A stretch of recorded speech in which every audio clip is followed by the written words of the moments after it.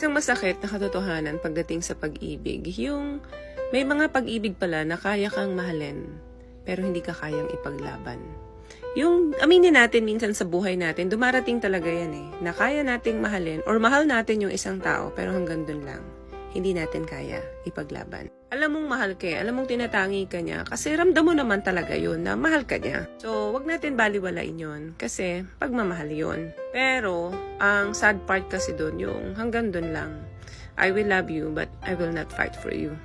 Sobrang sakit nun, no? Yung hindi niya man sinasabi sa words, pero naipapakita niya sa'yo sa actions. Or mas masakit, with actions and with words. Kasi syempre, in-expect mo talaga na once yung tao mahal ka, kayang-kaya ka ipaglaban. Gagawin niya lahat para sa'yo. Kasi walang imposible kapag nagmamahal ka. Kasi yan yung power talaga ng love. Kaya nga mahirap i-define ang love. Love conquers all.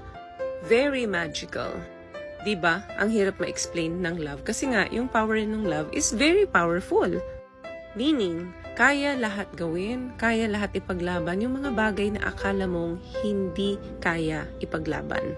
Mga bagay na hindi mo nga nagagawa Nagagawa mo kapag nagmamahal ka ng totoo, diba? Yun nga lang, yun yung masakit na katotohanan na hindi lahat ng magmamahal sa atin, sa'yo, kaya kang ipaglaban. Kasi yung ibang nagmamahal sa atin, hanggang doon na lang, hindi kanya kayang panindigan. Hanggang nararamdaman na lang talaga.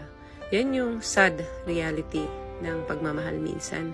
Kaya dapat hanapin mo yung mga taong hindi ka lang kaya mahalin. Instead, kaya ka rin ipaglaban.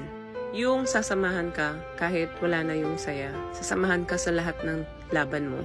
Ano man yung mga circumstances na dumating, kaya kang panindigan at sasamahan ka hanggang dulo. Ang sarap kaya nun, pakaramdam mo ang lakas-lakas mo. Pakaramdam mo kayang-kaya mo gawin lahat para dun sa pagmamahalan nyo. Kasi ang pagmamahal, either they make you or they break you.